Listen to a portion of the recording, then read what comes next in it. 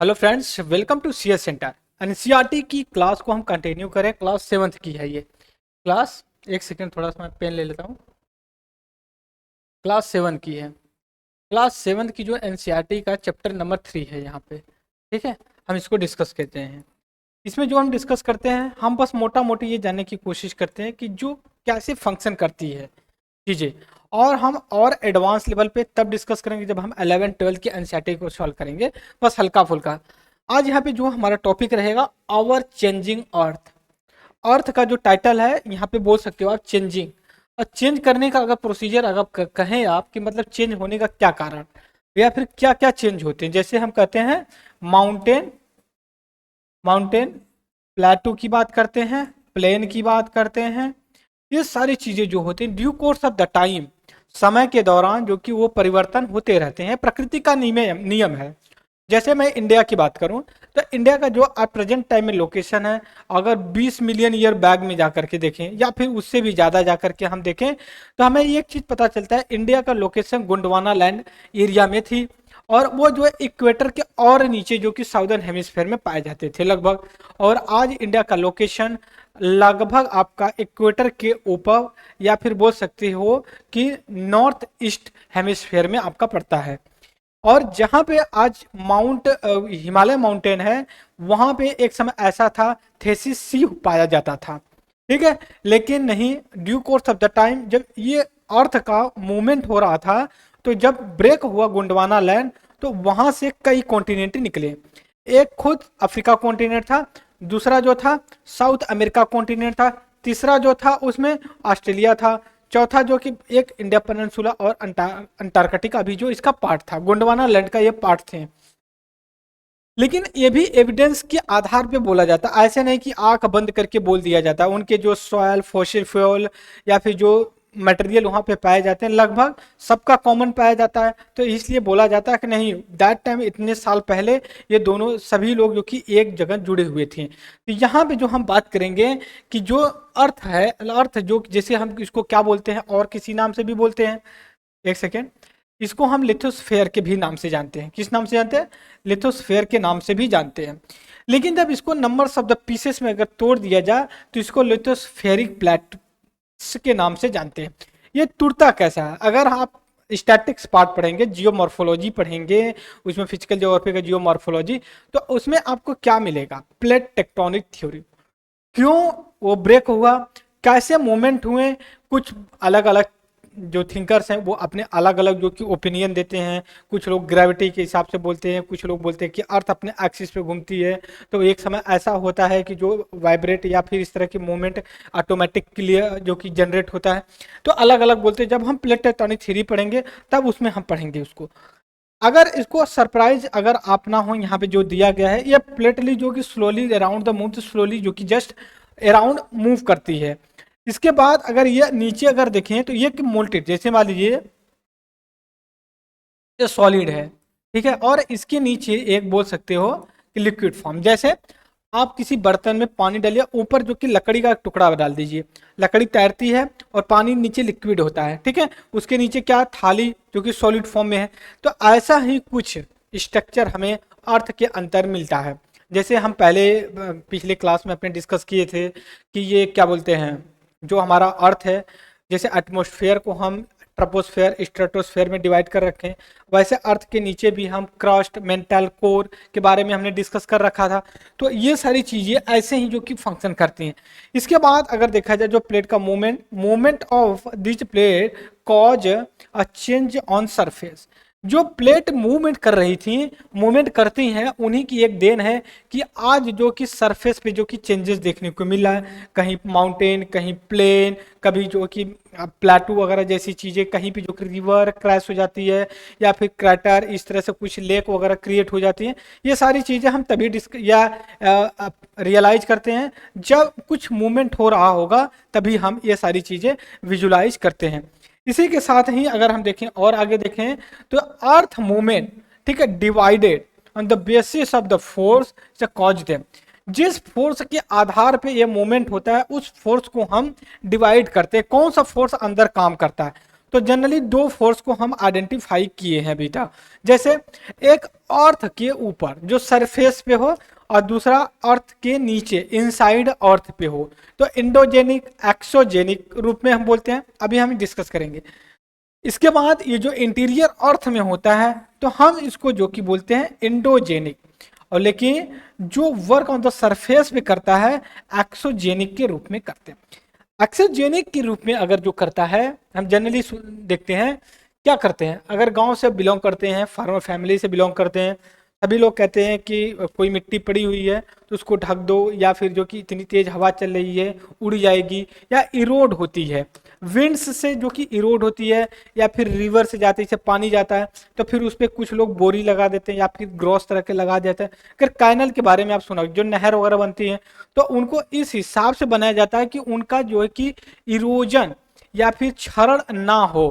तो ठीक है, तो जो एक्सोजेनिक होता है बाहर होता है, जैसे मान लीजिए इरोजन एंड डिपोजिशन, इरोजन होगा तभी तो डिपोजिशन, कहीं से मिट्टियों का जो है कि क्षरण होगा तभी तो जा करके कहीं इकट्ठा होंगी, समझ रहे हो आप। लेकिन कैसे होगा ये बैलेंस, चाहे ऊंचाई से इरोड होंगी और एक ऐसे प्लेस पे जाकर डिपॉजिट हो जाएंगी जहाँ पे गड्ढा या फिर इस तरह की जो कि रिक्वायरमेंट है कि वहाँ पे भर जाए। तो ये कौन कौन से फैक्टर्स, कौन कौन से एक्टर्स हैं एक्सोजेनिक में, हम उनको आइडेंटिफाई। सबसे पहले यहाँ पे देखिए रिवर होती है, रिवर जो कि इरोड करती है, ठीक है, जिस अपने बैंक से निकलती है या फिर जिस रास्ते से जाती है, आप देखेंगे कहीं कहीं इतना ज़्यादा जो कि इरोड करके रख देती है कि वहाँ पे मतलब एक थ्रेड्स एरिया डिक्लेयर कर दिया जाता है, ठीक है। दूसरी चीज़ है विंड्स है, इतनी विंड्स कभी कभी इतनी इनके पास पावर होती है कि समझ सकते हो कि अच्छे अच्छे पेड़ को उखाड़ के रख देती, तो सॉइल किस खेत की मूली है। फिर उसके बाद सी वेव की बात करते हैं। सी वेव जैसे मान लिया कि ओशन है, जो सी है, वो अगर कोस्टल एरिया के देखेंगे तो उनकी जो लहरें आती हैं वो भी उस चीज़ों को इरोड करती है। अगर आप मुंबई गए हो तो मुंबई में आप नरिमन पॉइंट या गेटवे ऑफ इंडिया के पास जाएंगे तो वहाँ पे बड़े बड़े स्टोन के पीसेस रखे हुए, तो अब ऐसा नहीं कि वहाँ 100 पीस के लिए रखे, हालांकि एक अलग व्यूज उनका आता ही है, अच्छा मतलब जो व्यूज होता है बहुत ब्यूटीफुल होता है। तो इसमें जो अगर आप देखें तो उसका एक जो साइंटिफिक रीजन है इसीलिए है कि जो समुद्र की लहरें आती हैं, वेव आती हैं, वो जो कि किनारों को इरोड ना करें, ठीक है। इसके बाद ग्लेशियर होती हैं, जो बर्फ की चट्टानें होती हैं वो भी चीज़ों को जो है कि इरोड करते रहती हैं, ये चीज़। इसके बाद हम इंडोजेनिक, जो इंडोजेनिक है, इंडोजेनिक बहुत इंपॉर्टेंट रोल प्ले करता है कि अर्थ के सरफेस के स्ट्रक्चर को बनने बनाने में, बिगड़ने बिगाड़ने में, ठीक है। जैसे सबसे बड़ा अगर इंपॉर्टेंट देखा जाए तो जो वोल्केनो होता है, वोल्केनो आप देखेंगे तो मतलब ये इतना मतलब खतरनाक होता है कि एग्जाम्पल मैं बताऊं, इंडोनेशिया जावा में मुझे लगता है 1992 के आसपास जो भी था वोल्केनो हुआ था, उसके डेब्री या फिर उसके पार्टिकल्स इतने ऊपर इतने दूर तक गए थे कि वहां पे कुछ हफ्ता तक विजुअल क्लियरिटी नहीं हो रही थी, पूरा अंधेरा सा छा गया था। तो आप रियलाइज कर सकते हो कि कितना विस्फोटक था वो। तो जो वोल्केनिक हम पढ़ेंगे और आगे चल के प्लेट टेक्टोनिक थ्योरी वगैरह तो उनसे हम रिलेट करके पढ़ेंगे वहाँ पे। तो यहाँ पे जो इंडोजेनिक फोर्स है दो तरह का होता है, इंडोजेनिक फोर्स दो तरह का, एक सडन होता है, एक डियोस्ट्रोफिक होता है।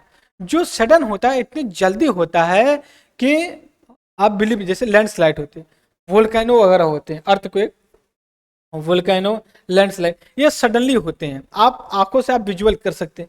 लेकिन जो स्लो मोशन में होता है, बिल्डिंग माउंटेन होता है धीरे धीरे, देखिए माउंटेन इतना बड़ा बना, हिमालय माउंटेन, क्या किसी को दिखा?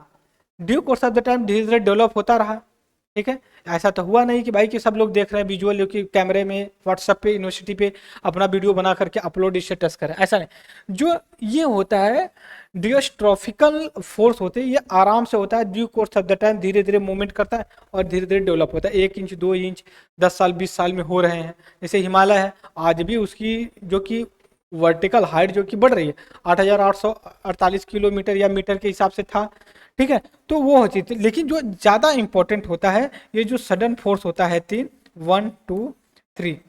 अब आगे अर्थक्वेक क्या होता है। अर्थक्वेक और वोल्केनो में हमें डिफरेंसेस यही कर लेना चाहिए, क्योंकि अर्थक्वेक और वोल्केनो जुड़ा हुआ है लैंडस्लाइड से। बात समझिए, लैंडस्लाइड से जुटा हुआ है। तो आपके दिमाग में आएगा कैसे हम इसको यहीं समझ लें। हम आगे चलेंगे, अगर स्पेस मिलता है ठीक है, हम यहीं पे जोड़ते हैं। पहले हम पढ़ समझ लेंगे फिर हम चलेंगे। अर्थक्वेक को EQ से हम करते हैं और वोल्केनो को VL से हम मार्क करेंगे।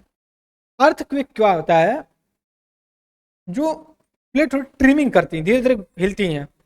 बात समझिए, दिल्ली में है आप तो आपको रियलाइज होगा, मतलब हर साल 2-4 बार झटके लग जाते हैं दिल्ली में, तो रियलाइज होता है कि नहीं ट्रिमिंग हो रही है, हल्का फुल्का जो कि वाइब्रेट कर रही है अर्थ। पंखा हिलने लगता है, बाल्टी का पानी गिर जाता है, बिल्डिंग नहीं गिरती है, वो हालांकि उतना तेज नहीं होता है, रेक्टल स्केल पे मापा जाए तो बहुत कम होता है। तो वो अर्थ को धीरे धीरे वो प्लेट में मूवमेंट के हिसाब से वो मूवमेंट होते रहती है। लेकिन जो वोल्केनो होती है ना, ये बहुत डिजास्टर्स होती है, ठीक है। और अर्थक्वेक का ही देन एक ऐसा होता है कि आप बोल सकते हो वोल्केनिक होती है, अंदर मोल्टेन होता रहता है उधर, और एक बार सडनली जो कि विस्फोट होता है। और उसी के साथ ही लैंडस्लाइड होती है। लैंडस्लाइड कई रीजन हो सकती है, वोल्केनो, अर्थक्वेक हो सकता है, जो कि हैवी रेनफॉल होती है उसकी वजह से भी हो सकता है, ठीक है। इंडोजेनिक फोर्स क्या रहा है, some time produce a sudden movement और अदर टाइम पूछे स्लोली मूवमेंट को करता है। हमने पहले भी डिस्कस किया, ये लकली का अर्थक्वेक अंदर वोल्केनो होता है, cause the mass destruction the surface पे होता है। इसके बाद आगे हम चलते हैं कि वोल्केनो क्या होता है। ये आप यहाँ पे मैप देखेंगे, हम वोल्केनो का मैप दिखा रहे हैं आपको, एक पिक्चर है। इमेजिन करिए ये पूरी ये सॉलिड फॉर्म में पड़ा हुआ है, ये अंतर पड़ा हुआ है, ये नीचे जो कि लिक्विड फॉर्म में है, यहाँ पे रेड कलर पे। मैं कलर चेंज कर लेता हूँ जिससे आपको विजुअल हो सके कि नहीं हम बताना क्या चाहते हैं, ठीक है। ये अंदर है वोल्केनो एकदम लिक्विड फॉर्म में। ये देखिए जगह पा करके ये निकल रहा है धीरे धीरे, ठीक है, कि एक पाइप की तरह निकल जाए। और जो पाइप होती है निकलता है उसको वेंट के रूप में जानते हैं। किस रूप में जानते हैं, वेंट के रूप में जानते हैं। बात समझिए। और दूसरी चीज ये है कि जब ये मैग्मा मैग्मा लिक्विड फॉर्म में होता है, अंदर होता है, ठीक है, चैम्बर में।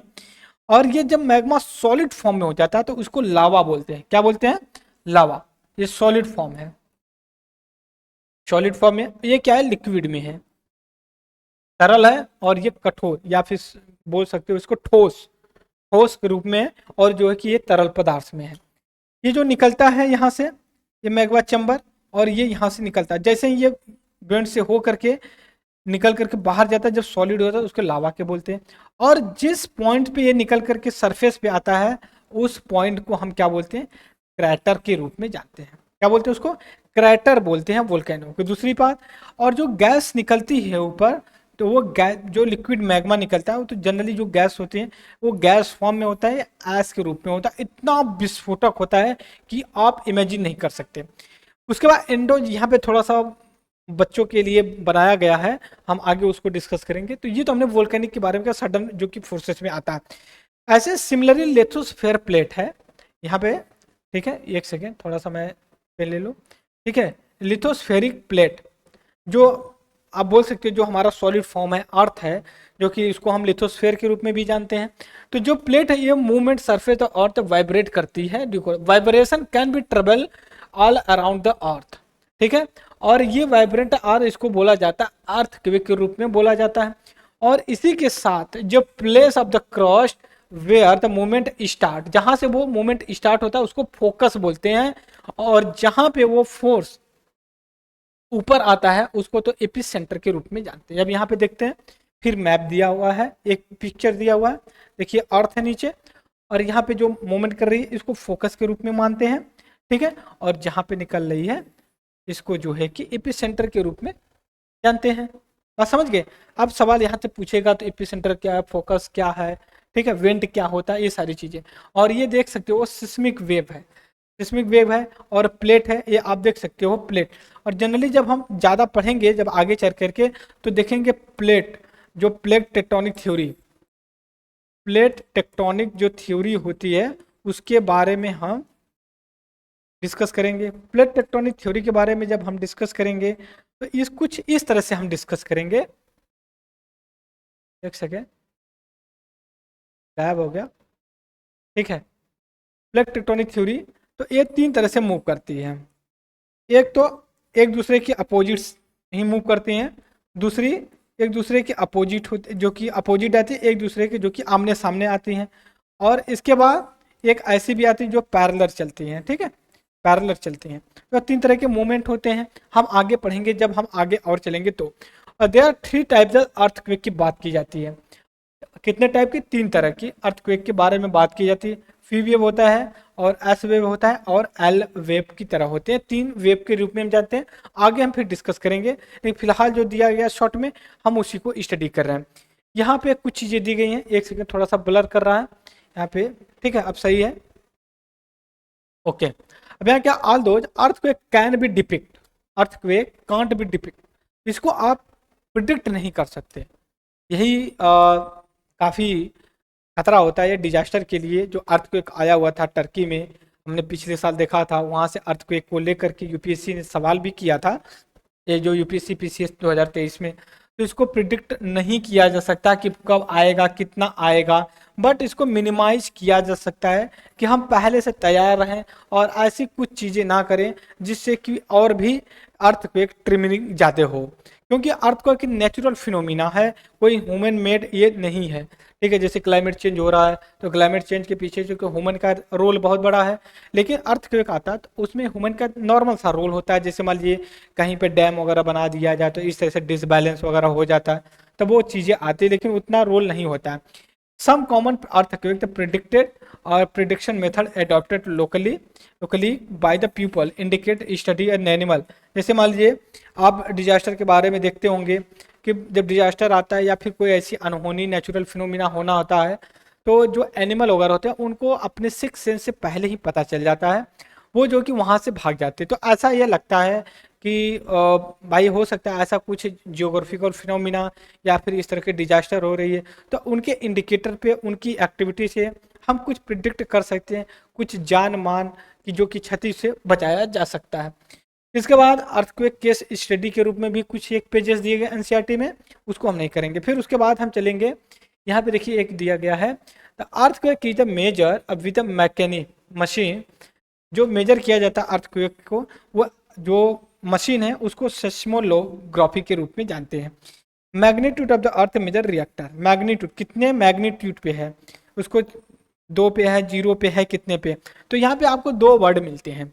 2 वर्ड क्या है, एक तो सिस्मोग्राफी है आपका पास और रिक्टर। सिस्मोग्राफी से तो मेजर किया जाता है और दूसरी से प्रिडिक्ट, जो कि रिएक्टर स्केल पे कितनी स्पीड से है, इसे सिस्मोग्राफी से मेजर किया जाए कितना था, कितना डिजास्टर हुआ, उससे किया जाए। लेकिन जब हम रिएक्टर की, तो इसकी स्पीड को हम स्पीड को कैलकुलेट करते हैं, लेकिन इसकी जो कि डिस्ट्रक्शन पे हम जो कितना डिजास्टरस रहा है उस चीज को लेकर के हम बातें करते हैं इस पे। इसके बाद हम एक केस स्टडी दी गई है, इसके बारे में नहीं करेंगे। फिर उसके बाद आते हैं कुछ आगे की, देखिए कुछ है हमारे लिए काम का।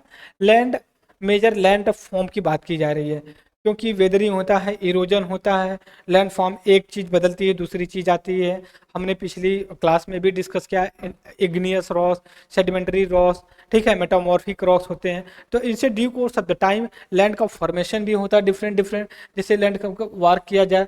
तो इसमें अगर आप बात करें यहाँ पे, एक सेकेंड, यहाँ पे तो वेदरिंग होती है। वेदरिंग क्या होती है, यहाँ पे वेदरिंग की बात करें जाए तो ब्रेकिंग, जो मतलब जो पीसेस होते हैं वो ब्रेक हो जाते हैं अर्थ रॉक के और सरफेस पे, और इसका इरोजन होता है due course of the wearing the way the landscape. The different agent होते हैं, जैसे इरोजन कौन करता है, हमने कहा वाटर बॉडी करती है, विंड से करते हैं, आइस शीट वगैरह इरोड करते हैं।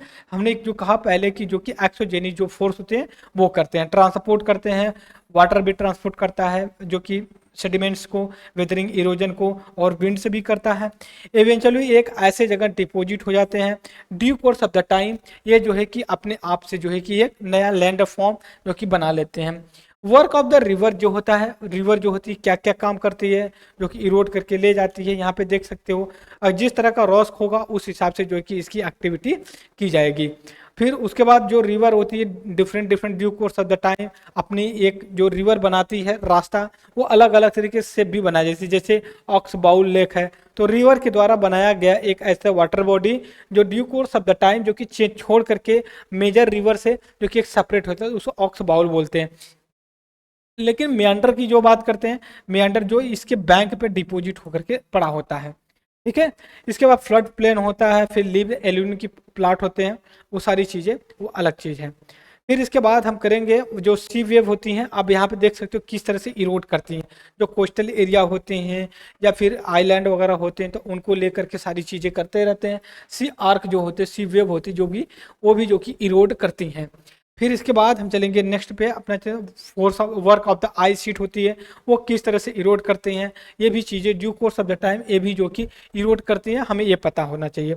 इसी के साथ हम चलेंगे आगे, work of the winds. Winds का भी जो इरोड होता है, जो सैंड डून बन जाता है, लोएस बन जाता है। यहाँ पे देखिए जो विंड्स के इरोजन से बनते हुए जैसे मशरूम टाइप के जो क्रॉस को बन जाते हैं, यहाँ पे देख सकते हो जो सहारा डेजर्ट है, या फिर आपका बोल सकते हो इंडिया का जो है आपका डेजर्ट, उसके बारे में। तो जो ये सब मशरूम रॉस या फिर सैंड डून या लोएस, ये सारी चीज़ें हैं जो डेजर्ट एरिया में पाए जाते हैं, उनको एक नाम दिया जाता है जो इरोजन के थ्रू जो कि ये बनते हैं।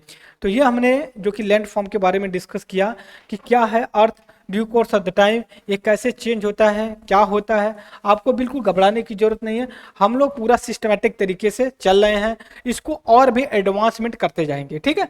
बस हमें हल्का फुल्का, कहते हैं कि जितना लोड धीरे धीरे लोड, आप वर्कआउट करने जिम में जाते हैं तो क्या करते हैं, एक ही दिन तो ऐसा नहीं है ना कि 1.5 क्विंटल 150 किलो का उठाना वेट शुरू कर देते हैं, 25 किलो उठाते हैं, फिर 50 किलो, फिर वो क्विंटल, फिर बढ़ाते हैं।